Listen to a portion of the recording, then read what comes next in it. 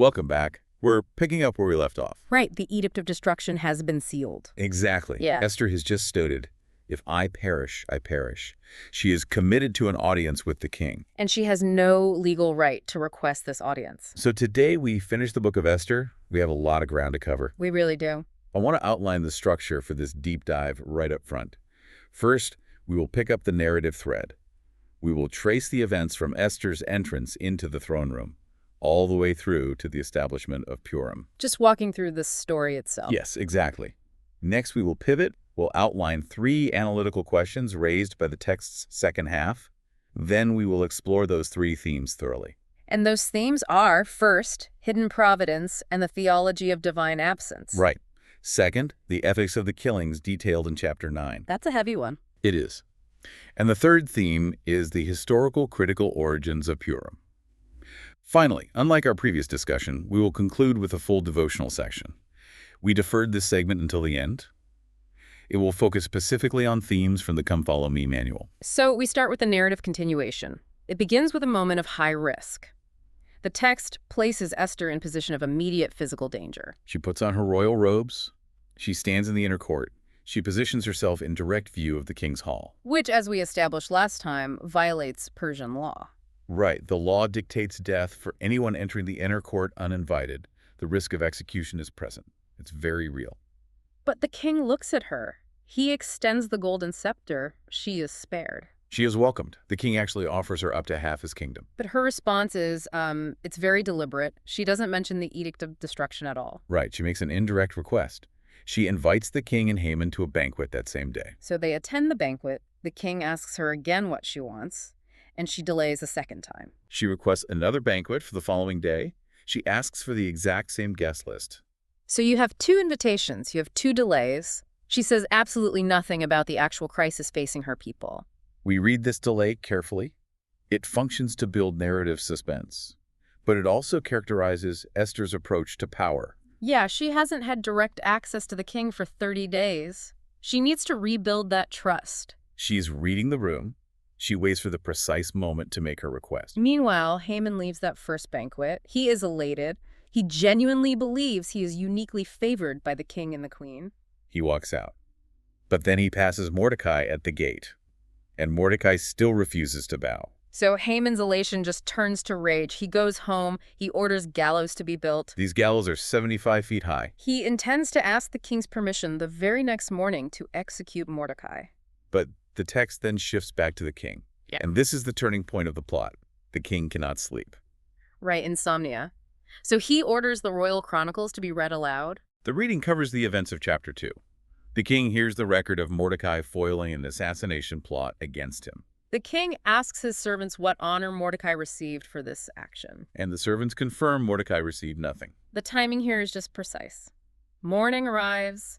Haman enters the outer court. He's there to request Mordecai's execution.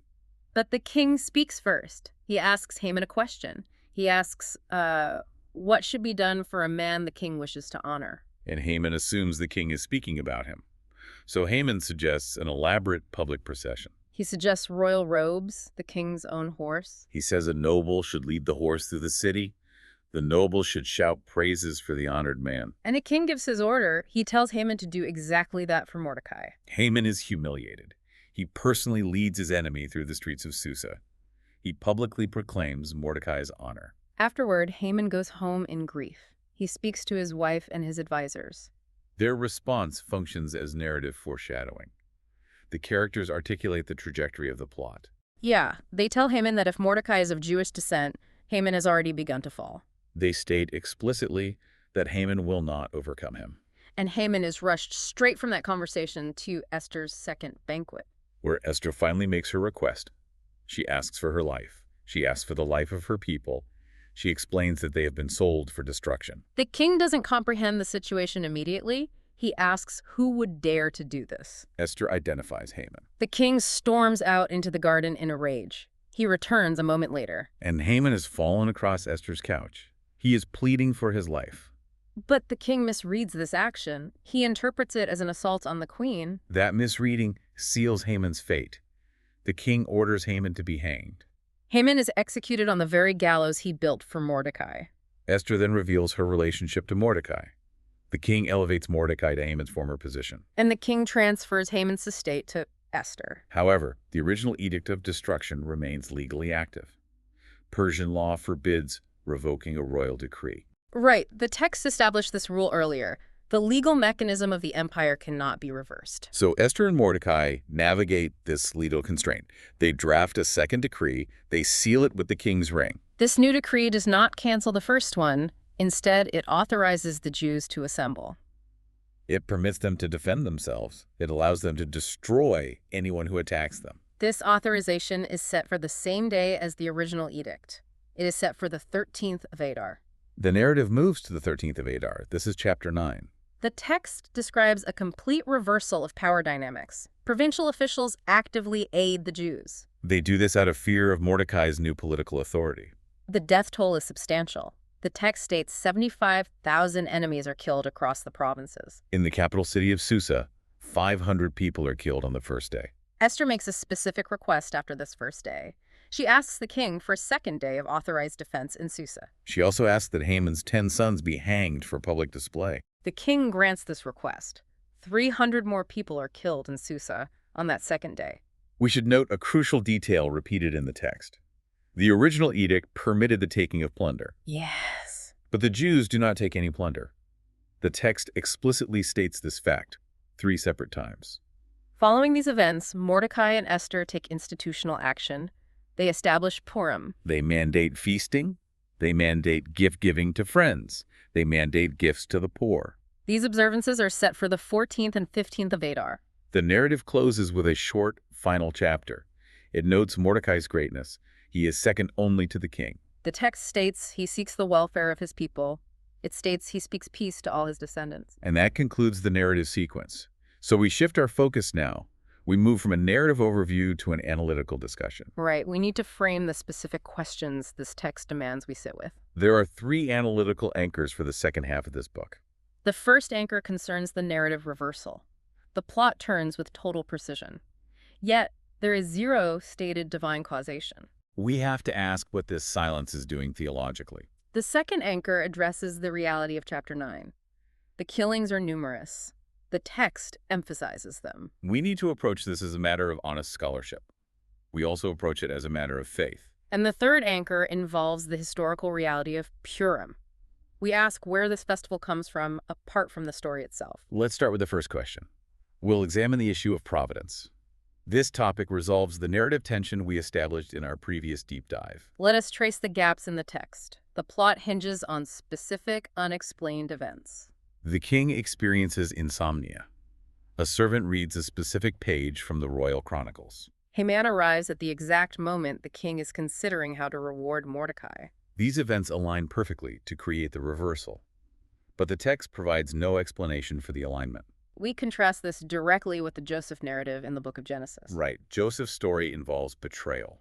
It involves enslavement. It involves imprisonment. It involves eventual elevation. But when Joseph speaks to his brothers at the end of that narrative, he provides an explicit theological interpretation. He states that God meant those events for good. The text supplies a clear interpretive voiceover. The book of Esther removes that voiceover entirely. The events happen. The author assigns no divine cause. This absence has a specific name in later Jewish theology. It is called Hester Panem. This translates to the hiding of the face. This concept is drawn from the book of Deuteronomy. We look specifically at Deuteronomy chapter 31, verse 18. In that verse, God states, "I will surely hide my face in that day." Later rabbinic scholars expanded on this idea. The Babylonian Talmud addresses this in Tractate Hohen. The rabbis present a specific wordplay. They connect the name Esther directly to the Hebrew root for hiding. That root is str. We should clarify the nature of this connection. We firmly delineate our registers here. We're dealing with 2 different types of information. Right. The first type is the verifiable literary fact of the Hebrew text. The author simply does not write the name of God. The withheld causation is a textual reality. The second type is the Hester Panem reading. This is a later rabbinic theological overlay. It is a synthesis. It is an interpretation layered onto the silence of the text. So we do not treat the rabbinic interpretation as a fact of the original composition. That distinction is accurate. The original text is silent. The rabbinic tradition interprets that silence as a theological statement about God's hidden nature. This leads to a discussion of hidden versus open miracles. The rabbinic tradition uses these categories to differentiate historical events. We compare Purim with Passover. Passover is categorized as a festival of an open miracle. The narrative of Exodus involves plagues, it involves a parted sea, it involves divine action that explicitly violates natural laws. The causation is completely visible. But Purim is categorized as a festival of a hidden miracle. The narrative of Esther involves court politics. It involves human decisions. It involves fortunate timing. None of these events violate the natural order. They work entirely within the existing political structure of the Persian Empire. The rabbinic claim regarding these categories is specific. The rabbis argue that hidden providence is a more mature form of divine action to perceive. They argue it is more relevant to lived religious experience. Most people do not experience parted seas. No, they experience complex political and social environments. Recognizing God in those environments requires a different kind of perception. Biblical scholar Michael Fox offers a counter-reading to this theological approach. We should bring his argument into the discussion. Fox focuses on the literary mechanics of the Hebrew text. He argues the text focuses squarely on human responsibility. Fox suggests the characters are operating without a divine safety net. They do not know they will be saved. They make ethical and practical decisions in a state of genuine uncertainty. He cautions readers against importing theological comfort into the text. He points out that the Greek translators of Esther did exactly that. The Septuagint version of Esther adds explicit prayers. It adds explicit mentions of God. Fox argues these additions alter the fundamental nature of the Hebrew original. He believes the Hebrew author deliberately withheld that comfort. He can synthesize these two perspectives. Both the Hester Panem reading and Michael Fox's reading share a common baseline. They both agree there is no advance guarantee provided to the characters. Providence in the Book of Esther is strictly retrospective. It is only seen after the events have concluded. Esther does not receive a promise from a prophet. She receives a statement of possibility from Mordecai. He asks, "Who knows?" This is not a guarantee of safety. It is a recognition of circumstance. Esther acts on that uncertainty. We transition now to our second analytical anchor. We address the ethics of Chapter 9. We do not gloss over the violence in this chapter. The discomfort many readers feel is warranted by the text itself. We start by examining the defensive framing present in the narrative. Scholar John D. Levinson provides a detailed reading of this aspect. Levinson points out the specific legal language of the Second Edict. The edict does not order an unprovoked attack on Persian citizens. It authorizes legal self-defense. The Jewish communities are given the legal right to assemble. They are given the right to fight back against anyone who initiates violence against them. Levinson frames this as an aborted pogrom. The intended victims organize themselves. They survive a legally sanctioned genocide. This framing provides a specific context for the violence. It is an act of communal survival against active aggressors. However, we challenge the comfort of this framing. The text's own details complicate the defensive reading. The complication arises from the scope of the violence. The text provides specific numbers. 75,000 people are killed in the provinces. 500 people are killed in Susa on the first day. These numbers are substantial. We also look at Esther's specific request for a second day. The threat in Susa was handled on the 13th of Adar. The enemies who attacked the Jewish community were defeated. The 500 dead included the 10 sons of Haman. Yet Esther requests a second day of killing in the capital. She asks for the 14th of Adar to be treated like the 13th. She asks for Haman's sons to be hanged on the gallows. They are already dead. 300 more people are killed on that second day. This request for a second day stretches the bounds of pure self-defense. It moves into the territory of organized retribution. We introduce the analysis of Adele Berlin here. She addresses the discomfort by examining the literary genre of the numbers. Berlin argues the numbers in Chapter 9 are stylized. She argues they are inflated. She draws a parallel to the opening chapter of the book. The text claims the Persian Empire has 127 provinces. Historical records indicate the empire was organized into roughly 20 satrapies. The number 127 is a literary exaggeration. It emphasizes the vastness of the king's reach. Berlin argues the casualty numbers in Chapter 9 function the same way. They are hyperbolic. This is a crucial analytical point. If the numbers are hyperbolic, it relocates the ethical question. The question moves from actual history to literary intent. We ask why the author chose to write it this way.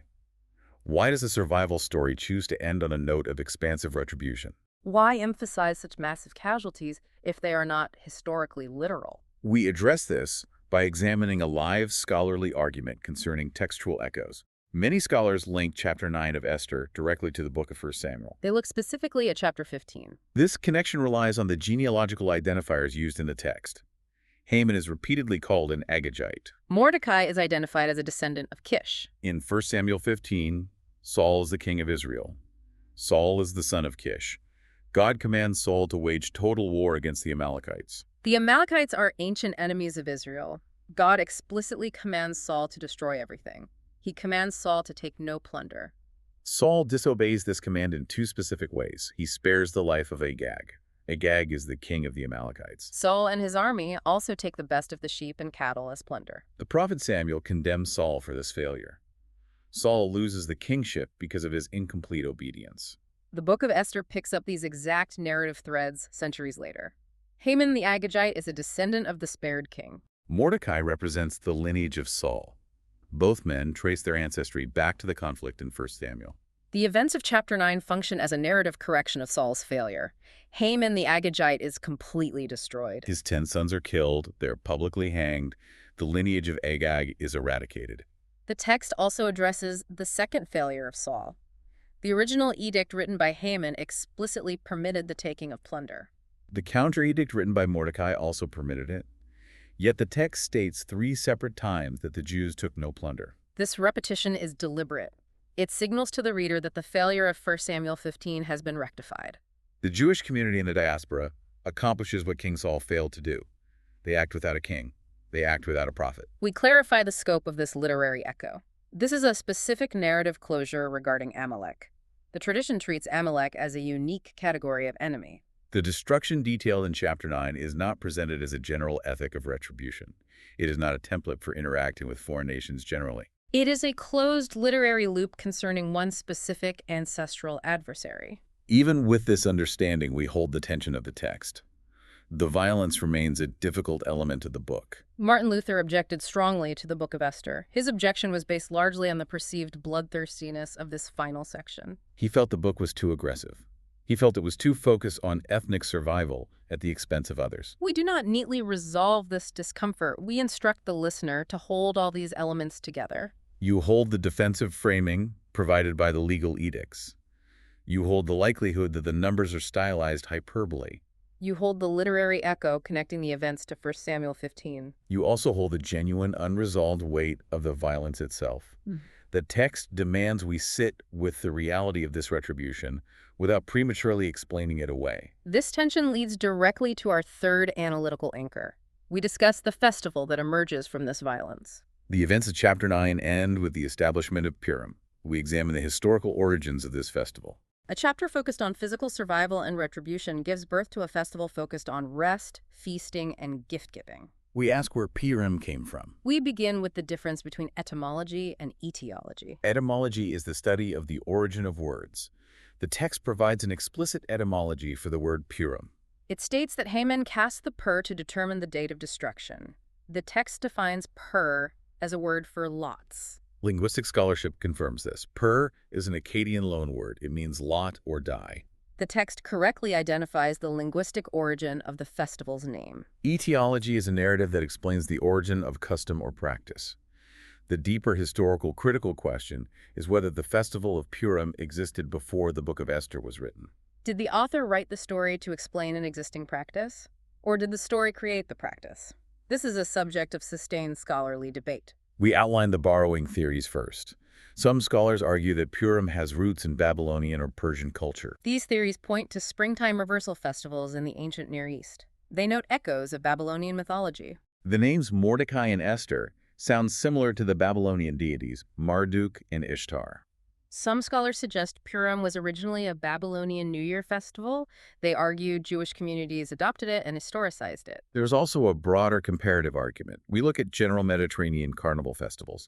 These are festivals of social reversal. The Roman festival of Saturnalia is a primary example. Normal social order is suspended during these festivals. Masters serve slaves. Rules of decorum are ignored. There is heavy drinking and feasting. Purim shares characteristics with these reversal festivals. It involves feasting. It involves a mandate for joy. Later traditions include costumes, they include drinking, they include a suspension of normal social boundaries. The argument suggests Jewish communities participated in a common cultural form of carnival. They attached their own historical narrative to it. We provide a caveat here. The evidence for a specific Babylonian precursor to Purim is genuinely thin. We have comparative themes. We do not have a direct textual link to a specific Persian festival called Purim. The borrowing theories remain an unresolved question in the field of biblical studies. Let us turn to the internal compositional evidence. The text of Esther itself shows us the work required to establish this festival. Chapter 9 features a distinct doubling in its description of the festival's institution. First, Mordecai writes a letter. He commands the Jewish communities to observe the 14th and 15th of Adar annually. He outlines the historical reasons for the observance. Then the text introduces a second letter. Esther writes this letter to confirm the observance of Purim. The text uses different language regarding authority for her letter. It emphasizes her royal position. John D. Levinson reads this doubling as evidence of editorial history. He argues this section indicates a supplementary layer in the composition of the book. The author is working to legitimize a practice. A later editor might be doing this work. The dual letters show a concerted effort to anchor the festival in the authority of both Mordecai and Esther. This reveals a specific religious anxiety. We analyze why the text works so hard to establish legitimacy. Purim occupies a precarious position in early Jewish practice. It lacks the traditional markers of religious authority. It has no Torah command. The instructions for Passover, Sukkot, and Shavuot are found in the books of Moses. Purim is not mentioned in the Torah. It has no priestly sanction. The priests are entirely absent from the book of Esther. It has no temple connection. The events take place entirely in the diaspora. The festival does not require a pilgrimage to Jerusalem. It does not require sacrifices on the altar. Purim occurs entirely outside the land of Israel. It is a festival of the diaspora. It is for the diaspora. Because it lacked these traditional foundations, it required intense narrative authorization. The doubling of the letters in chapter 9 is the textual record of a community insisting that this new festival is binding and legitimate. That concludes our critical analysis of the text. We shift our tone. We move into our devotional reading. We focus specifically on themes relevant to the Come Follow Me curriculum. The critical groundwork we just laid does not weaken the devotional reading. It makes the devotional reading richer. We begin by reevaluating the phrase, such a time as this. The Come Follow Me manual highlights this phrase. It is often used to inspire confidence. We view it in the context of Esther's actual situation. We do not flatten her story into a narrative of pure triumph. We emphasize the ordinary, uncertain conditions of her choice. Esther did not receive a vision. She did not receive a visitation from an angel. She did not hear the voice of God detailing a plan. She had a political crisis. She had a 3-day fast. She had a high-risk walk into a throne room. Mordecai offers her a question. He says, "Who knows whether you are come to the kingdom for such a time as this?" This is a statement of possibility. Esther answers him with a statement of risk. She says, "If I perish, I perish." They do not act on certainty. They act on possibility. They make a choice based on what might be true. They know the cost if they are wrong. We apply this to the concept of hidden providence. This connects directly to the lived experience of Latter-day Saints. Most spiritual lives mirror the book of Esther rather than the book of Exodus. We do not generally experience parted seas. We do not generally experience pillars of fire. Guidance often looks like retrospective recognition. We look back at ordinary conversations. We look back at doors that happen to open. We recognize the hand of God in the normal sequence of our lives. We perceive hidden providence working through historical contingencies. We highlight Esther's moral agency. We look at the courage of concealment and revelation. Esther spent years concealing her identity. Mordecai instructed her to do this. She lived a hidden life in the Persian court. Her moral agency is demonstrated at the exact moment she exits concealment. She reveals her identity at the moment of maximum risk. She could have remained quiet. She could have ignored the plight of her people. She could have relied on her royal position for safety. Instead, she steps out of concealment. She acts on behalf of those facing destruction. This leads us to a Christological connection. We see the shape of intercession in her actions. We draw a typological line to Jesus Christ. We do not do this by forcing Esther to be a flawless Christ figure. We do this by recognizing the mechanics of her intercession. The shape of that intercession is specific. It is the act of approaching uninvited. It involves great personal risk. It requires standing between a vulnerable people and their impending destruction. Esther risks her own life. She pleads for the lives of others. Esther's intercession is mortal. It is partial. It addresses a specific historical crisis. Christ's intercession is complete. It is eternal. It addresses the fundamental crisis of the human condition. The shape remains the same. Both involve a mediator stepping forward. Both absorb the risk on behalf of the condemned. Finally, we return to Chapter 9. We look at how the community chose to respond to their survival. The community faced a massive threat. They engaged in violent self-defense. Yet they did not base their annual commemoration on the violence. They chose to commemorate their deliverance through generosity. They established a festival of feasting. They mandated sending portions of food to friends. They specifically mandated giving gifts to the poor. They chose generosity over grievance. They focused their communal memory on mutual care and survival. They did not focus it on the destruction of their enemies. We leave you with a final thought to mull over. This builds on the framework of hidden providence we have discussed. Consider the unrecorded choices in your own life. God operates through ordinary historical contingencies. The story of Esther depicts providence accurately. God works through quiet, uncertain decisions. Think about the decisions you make without angelic guarantees. Think about the choices you make with righteous intent. You make them even when you are unsure of the outcome. These quiet decisions might be the very mechanism of hidden providence for someone else. You may be a crucial part of a story you do not even realize you are in. That closes out Esther for us. Thanks for walking through both these deep dives. Until next time.